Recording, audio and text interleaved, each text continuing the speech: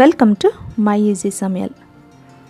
இன்றைக்கி நம்ம ஒரு புது ரெசிபி பார்க்க போகிறோம். கேரளாக்கு மட்டுமே சொந்தமான ஒரு ரெசிபி, பழம்புரி எப்படி செய்கிறதுன்னுட்டு பார்க்கலாம். ரொம்ப ஈஸியாக இருக்குது, ரொம்ப டேஸ்ட்டாகவும் இருக்குது. அதுக்கு தேவையான பொருள் 1 கப்பு மைதா, அரிசி மாவு ஒரு 3லேருந்து 4 ஸ்பூனு. நான் அரிசி மாவுக்கு பதில் அரிசி ரவை நான் எடுத்துருக்கிறேன். சர்க்கரை நான் சின்ன கப்பில் எடுத்துருக்கிறதுனால ஒரு 3 ஸ்பூன் சர்க்கரை எடுத்துருக்கிறேன். சர்க்கரை கொஞ்சம் நீங்கள் ஒரு 4 ஸ்பூன் சேர்த்துக்கலாம்.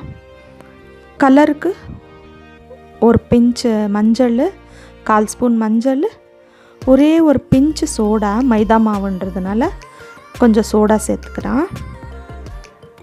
நம்ம கரைக்கிற பஜ்ஜி மாவை விட இன்னும் கொஞ்சம் கெட்டியாக நம்ம கரைச்சி எடுத்துக்கலாம். கரைச்சிட்டு ஒரு 10 நிமிஷம் நம்ம ரெஸ்ட் பண்ண விட்டுடலாம். இந்த பலகாரம் இந்த நேந்திர பழத்தில் தான் நம்ம செய்ய முடியும். அதில் தான் இந்த டேஸ்ட்டு கொடுக்கும். வேறு எந்த பழத்துலேயும் நம்ம செய்ய முடியாது. ஃபஸ்ட்டு நம்ம நேந்திர பழம் எடுத்துக்கலாம். ரொம்பவும் பழுத்து இருக்கக்கூடாது, 3/4 பாகம் பழுத்து இருந்தால் நம்ம இந்த பழம்புரி செய்கிறதுக்கு பர்ஃபெக்டாக இருக்கும். இதை உங்களுக்கு எந்த ஷேப்பில் வேணுமோ அந்த ஷேப்பில் கட் பண்ணி எடுத்துக்கோங்க. முழுசாக கூட நீங்கள் ஸ்லேஸ் பண்ணி வச்சுக்கலாம். எல்லாத்தையும் ஸ்லேஸ் பண்ணி ஒரு பக்கம் வச்சுட்டு நம்ம அந்த மாவில் முக்கி எண்ணெயில் போட்டுறது தான். அவ்வளோதான், பழம்புரி சூப்பராக ரெடி ஆகிடுச்சு. ரொம்ப நல்லா இருக்குது.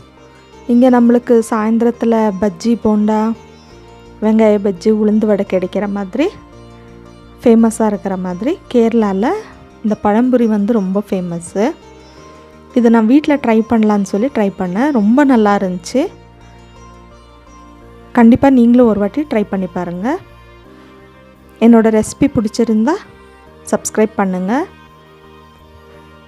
அந்த பழம் பழுத்து இருக்கிறதுக்கும் அந்த ஸ்வீட்டான அந்த மாவுக்கும் ரொம்ப நல்லா இருந்துச்சு. ரொம்ப சாஃப்டாகவும் இருந்துச்சு.